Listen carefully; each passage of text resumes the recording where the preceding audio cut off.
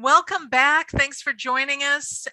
I'm, with Michael Modelewski, and I'm sure that y'all know me, but Kim Lewis, destination travel expert. I specialize in Alaska and Princess Cruises, and we're so excited to have Michael joining us. Since he can't be with us on the cruise, he's been so kind to be with me on this destination stop for this cruise, and that's exactly what we're doing. So we're headed out of Ketchikan. We didn't get to stay very long, right? But now we're back on the ship and we're headed to Victoria. So Michael, tell us what happens next. So when Thursday at 12 noon, we all have to be back on the ship from beautiful Ketchikan. That's a sea day the rest of the day. And then the next morning you wake up, we're still cruising south for that whole day on Friday. And then at 7 p.m., we arrive in British Columbia, one of the most beautiful cities. It's the capital of British Columbia, called Victoria. And it's a great way to sort of finish off the cruise. You're back in civilization, but when you go into Victoria, you feel like you're walking into England. It is just such a beautiful, clean, flowers everywhere, gardens. Whenever I walk in, I go past people's neighborhoods, and I look, every front yard is just exploding with color, with flowers. It's like you could take a broomstick, stick it in the soil in Victoria, and it would flower like crazy. It's just an amazing place. So lots of things to do there. Number one on everybody's list is to go see Bouchard Gardens. It's about a 40-minute van, cab, bus ride away. They've recreated gardens from around the world, fountains, colors. They have big cedar trees out there. It's, if anybody is into plants or if you have a garden yourself, you'll be absolutely amazed. Another great thing to do, if you want to experience a mini Bouchard sort of on your own, right near the cruise ship, where the ship docks. And what's really interesting about our docking is we dock in the suburbs of a town. Normally when you dock, you're out by the railroad tracks, or you're sort of far away. But here, the dock, and there's people's houses surrounding the ships. So it's a Friday night. A lot of people in Victoria are out for their own, going to restaurants and pubs. They're very friendly there. And a great little walk you can do, I call it a combo, where you can hike and go see Victoria as well, is get off the Crown Princess, make a right onto a bike path, and just hike for about half a mile on top of the cliffs. Great ocean view. And then to your left, you're going to see one of the tallest totem poles in the world in a park. It's called Beacon Hill Park. When you see that tall totem pole, cross the street, again, these manicured grounds, exploding flowers everywhere, bald eagle nest in a cedar tree, walk through Beacon Hill Park. I mean, I always take so many pictures in there of all the color. And then you'll come to a main street. I can't recall the name of the street right now. Make a right, 10 minutes, you're in downtown Victoria. So it's a great way to stretch your legs, see a bit of a garden that's absolutely stunning, and go into town all in, one evening.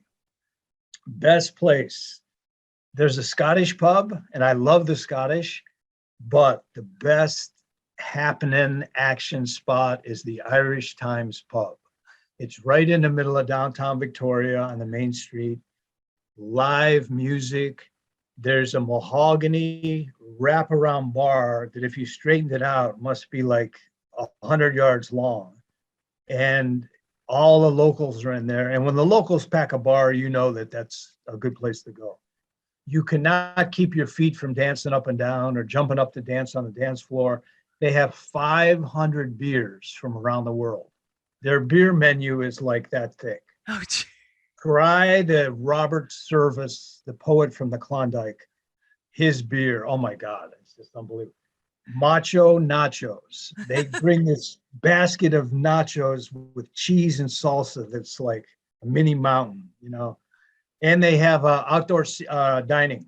can sit out on the sidewalk, watch the sunset, wave at all the, cruise passengers you've made friends with all week walking by. It's like one big party. They have street mimes, musicians playing on the sidewalk, and they have a big castle, the Capitol building, that's so historic, and the Empress Hotel, one of the most famous hotels in the world. And they light up both of those historic buildings with about 10,000 light bulbs that outline the buildings.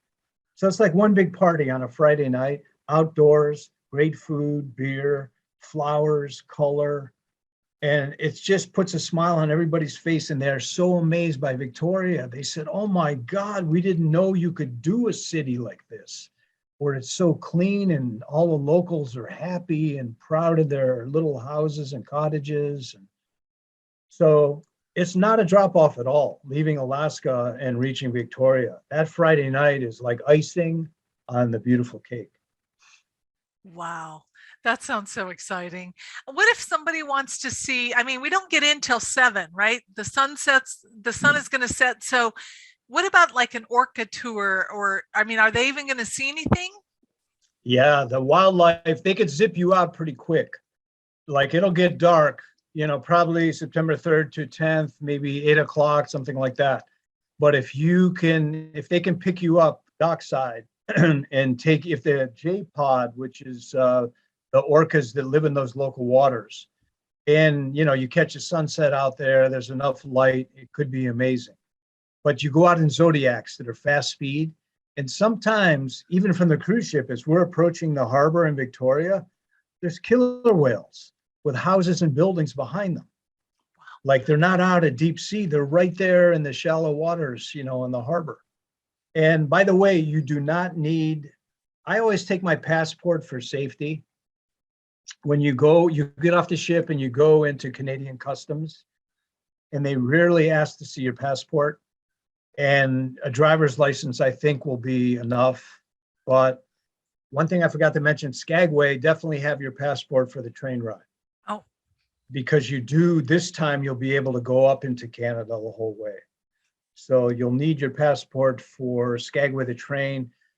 And, it's a good idea to have it when you go into Canada, into Victoria, although it's not required. Well, that's good to know. That's good to know. Well, I know we're at the end of our touring, right? Because from Victoria, we head home. But I want to talk about other things. Because we've both been on this cruise. We both know what we can experience, but I've got a lot of new cruisers, and for new cruisers that may want to join our group, just so you know, we still have 2 cabins left. We want to fill it because if it's full, we get more amenities and more great things that we can enjoy when we're in port as well as on the ship. There is still a lot to do on the ship. I mean, the food is phenomenal. Sabatini's is on this one again, and I'm so excited. Talk a little bit about some of the other things you can do on the ship, and some of the dining experiences that you've had. Well, you have restaurants that are included in what you've paid for the cruise. And those are the main dining rooms. Those are the buffets. So there's no add-on price. Also, I swear, some of the best pizza that I have ever had has been on a Princess cruise ship. It's thin crust. I don't know what they do, wood oven baked, but if you want to grab a slice of pizza one day for lunch, it is superb. And then they have the restaurants that you mentioned, like Sabatini's. Do not eat for 3 days before because it's an Italian restaurant and the courses just keep on coming. So what would you pay for a restaurant like that? I think it's right around $20. In other words, that restaurant is add-on because it's just so incredible.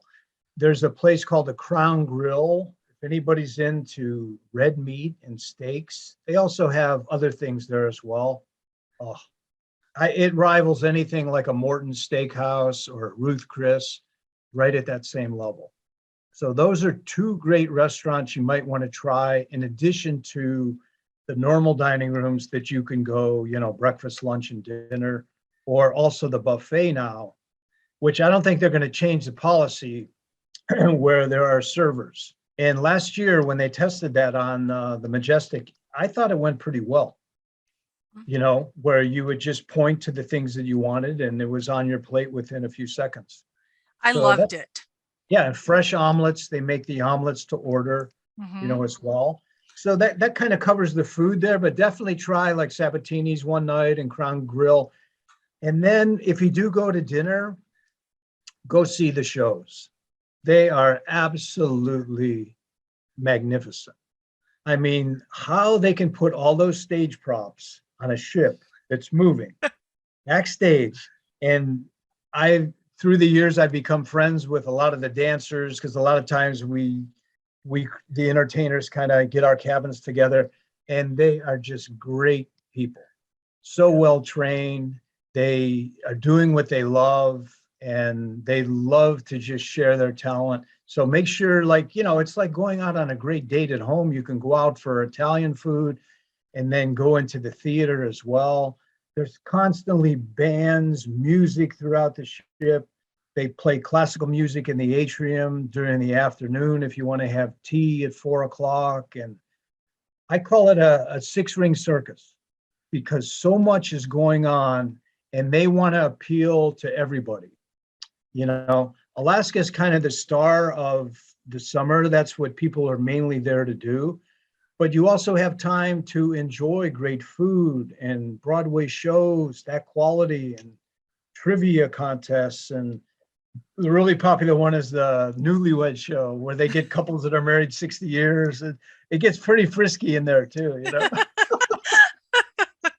It's just never. The variety of laughing, yeah, crying at blue ice, being so inspired, it just rolls the whole package into one. And Princess has been doing this over 50 years in Alaska. So they have it wired. They really do. Yeah. And the funny thing is, Michael, is that, on previous cruises, we never did the it's not really formal dining anymore. They will tell you there's formal nights, but, basically we were off of we got off of an excursion. I was exhausted. I said, let's just go see about, Da Vinci's was where we ended up, and they took us in our shorts and our flip-flops, and they probably, but it was early because I'm, if I like to eat at 5 o'clock at night. But the food was incredible. And, you could choose to dine with yourselves or in a group. You could have, but I will tell you, in the future, and probably on this cruise, you want to book those in advance, and you can do that all from the phone using your Medallion Ocean Ready app and everything like that, because they do fill up fast. We made friends on the ship, and we decided that we wanted to go to the dining on one last night. And so we tried to make a reservation, and there just wasn't anything available. So we ended up just going up to the buffet, but there's options. They make the best burgers at the Salty Dog. We love that. So if you want a good burger, they also do lobster rolls at the Salty Dog, which I don't get. But you're right, that pizza's to die for. I think Alfredo's is on this cruise because I know they were on the Majestic. I'm trying to figure out all the food, but I'm kind of a foodie. And then there's the International Cafe. When we first get on the ship, we just go there, grab a little light snack. The buffet is already open, expecting people already as soon as you board the ship, but you always got to start with a cocktail. And if you like wine, they do have wine tastings for a fee. They do also do different shows in one of the local bars on ship for the local beverages, and they actually make it in front of you, and it's so amazing to see how that's made. There's 500 martinis. Yeah, there is. If you have a drink idea, they will make it for you. They will. What's really interesting, and your first-time cruisers may not understand this now, but they will, I think, midway through the cruise. So many cruise passengers, they want to take their waiter home with them, or their cabin boy or girl. Mm-hmm. And this is a credit to Princess, because I marvel at how hard these people work. And there can be 50 different countries of international crew on the cruise ship. And that's what's interesting, is to see all these countries getting along when maybe at home they don't, because governments stir up trouble or media or whatever. But when you put people in a beautiful environment, Poland, Russia, whatever, everybody just gets along, smile on their face. And so many passengers just want that cabin guy to go home with them, or Roman, the waiter that just gave him that special attention. I mean, those guys just beam. That's what they live for, is to see you happy. And I have looked at other cruise lines. I've worked on, 2 Crystal and Royal Caribbean, but Princess is my home. I mean, the whole team there, from the top brass in the corporate office right down to the maintenance people, top brass. I mean, you can't get any better service people. I agree. We love our cabin steward. There's nothing better than coming back to the room at night and you've had a big day, you're tired, your bed is turned down, there's treats on the pillows. There's just no service quite like Princess. And right. And they're always checking in on you. They make sure that you have what you need. And maybe you don't want to leave your cabin, just like you were talking about earlier when you were talking about the bridge cam on our first segment. You can order food right from your TV, and they bring it right to your room. And we're not talking 6 hours later. I barely have gone and sat back down, and there's a knock on the door with my food or my beverage or something else. So, I mean, you're right. The service is incredible. And, one thing to mention about Glacier Bay, and what I love about that itinerary, is you have that sea day where you can find your way around, unpack. Then you're so busy in these 2 ports, running around. People are tired by Wednesday. Okay, here comes Glacier Bay, where you don't have to get off the ship and do anything. Yeah. They are serving up Glacier Bay and the glaciers on a platter to you. So one of the really popular things, and what you were saying brought it to mind, sit on your balcony, look at that blue ice falling, get the champagne breakfast delivered to your room. Mm-hmm. I mean, talk about romantic. Yeah. If you want to share a special moment with a spouse or your whole family on that balcony, get the croissants. Here's this pure, rugged, wild wilderness, and there you are, and the seat of luxury and comfort. It's those 2 worlds juxtaposed that makes it magic. What do they call it? Glamping. Glamping, yeah. Glamorous camping. And Princess does glamping. They're going to name a ship one day, one of these new ships, the Glamper. They probably will, now that you gave them the idea. But and no, most people like that. They want to go get rained on and get their boots dirty hiking, but they want to come back to the shower, the show, the nice meal. You know what I mean? They don't want to be out in that tent and getting soaked to the bone day and night. And the fact that you can change those worlds up just makes it magic. It does. And those shows were amazing. We saw on the last one, our last cruise, not to Alaska, but we went to Los Cabos on Princess. And it was just a down and back, one stop. But we got a chance because there was amazing shows practically every night. And we got to see the British invasion. Was phenomenal. And I don't know how they changed those sets. You're right. Unbelievable. With a pitching deck sometimes when the water can be rough, and how the dancers can do their lifts and jumps. And it's just dedication beyond the paycheck, which I see over and over. There can be some great comedians, magicians. It's almost like you're going to Branson, Missouri, or, Vegas in a way. They bring it to the cruise ship, so you can enjoy that as well. And they do have the 2 formal nights, but again, it's not forced. You can dress up if you want, and if you don't, that's fine as well. And we get about 32 countries per cruise, and I love on a formal night when the Scottish, like a couple summers ago, we had a reunion of the McGregor clan, and they all had their tartan colors, and they marched into the dining room with a little bagpiper, and it's so great to see multi-cultures getting along so well. That's so true. And you just never know who you'll meet. The one tip I will give you is when you go to the buffet, walk the whole buffet before you start filling your plate, because your stomach isn't big enough to hold it all. And they make some incredible food. Yeah. I mean, the chefs on a ship, could you imagine cooking for 5,000 people if you add the crew to the passengers? Yeah. I mean, and the way it can taste so fresh and good. Unbelievable. Well, I'll tell you a little secret, and I know this, you've probably done this too, but as a travel agent specializing in Princess, I did a seminar at sea. And part of that was we got to go in the kitchen. We got to meet the chefs. We got to Right. see how they made things. And I just wanted to live there forever. I mean, the bread baking has a whole section, and the smells and the Oh, cooking. I know I was gonna, and the way they make the soups. I just know that the food I'm getting is so exceptional, and the amount of chefs and the caliber of the chefs are just unbelievable.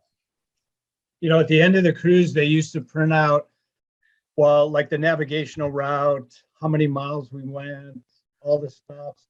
And they used to do a handout sheet of all the food consumed. It's shocking. Yeah. Bananas, the pounds of coffee. I think they scared people, or they wanted to save on paper, so they stopped doing it. Yeah. But what's wild is when everybody comes on Saturday, Yep. there's like two different ships. There's the welcome aboard, how can we make you happy ship. And then down on deck 4, which is, they call it the M1, named after a highway in England. It's going crazy with forklifts, getting all the supplies aboard for the new week. And you can get killed or run over down there if you pause or hesitate. Because it's just, hey, clock's ticking. And we only have so many minutes or hours to get all this stuff aboard to replace what, was consumed during the last cruise. Yeah. So it's like these 12 different gears are turning independently, but they all have to mesh, all the departments. And how they pull that off week after week on a cruise ship to make it seamless is absolutely amazing. I do not know, but they've got it down to a science, and it just makes me want to go more and more and more. Well, I want to thank you, Michael, for spending your time with us, for creating these series, the seminar series that we did to educate not only my groups, but anybody else who wants to join us. Like I said, we still have 2 cabins. We can probably add more if we get more than those 2, but you definitely want to get here and you want to do this cruise. Again, just as a reminder, Michael Modelewski, Naturalist. I know I'm getting it. He's going to be on the Discovery Princess, so he's not going to be on the Crown with us. But one of the big things that my group is going to get, Michael has been so kind that I am going to give everyone on my cruise a book that he is going, his book, by the way, that he is going to autograph personally for them and get to me prior to him getting on a ship and prior to our sailing. So, I'm pretty excited to be able to provide that because of Michael to my guests. You're definitely going to want to read it. My husband, neither one of us could put it down. My husband. Oh, thank you. Oh, you're so welcome. It's amazing, amazing. I knew that my husband was going to be a little bit shy to go get you to sign both copies that he purchased of your book on the ship. I said, just go. He's a nice guy. He'll do it. And now it's our prized possession. We both have read it. We both love it. Definitely. And so I'm so glad that you're going to work with me to get those signed to me so I can get it to my group. And we'll make arrangements to make all that happen before you get on the ship. And when you get back from India, the World Traveler is going to be heading out. So again, thank you for taking some time to spend with me today. We've really enjoyed it, and we really appreciate you. And I hope it's my honor and pleasure. I think the world of you and Dave, and I would do anything to help you, going forward that I can. Well, we thank you for that. And I can't wait to be on a ship with you again. So we're going to be looking forward to that. So it might be time to branch out and see more of Alaska on the next cruise, but we're excited. I will take you to Upper Dewey. I know you will. And then we'll go have a beer.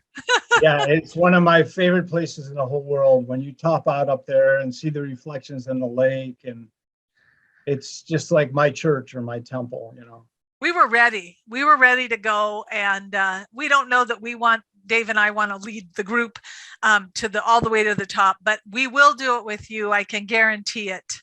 So travel safe, my friend. Take care. And we'll keep in touch, and maybe we can do a quick little update of your excursions after you do your sailing, your first few sailings, so we can tell people what it's like and what you're doing. Yeah, and I will definitely update you before you come with, your great group. I'll let you know the weather and where the whales have been and all that. I'll give you a preview. Oh, that's going to be great. Well, thank you so much. I really appreciate you spending time with us, and we hope to see you soon. Big hug. Big hug. All right. I know. Bye, I Lisa. know. Thank you.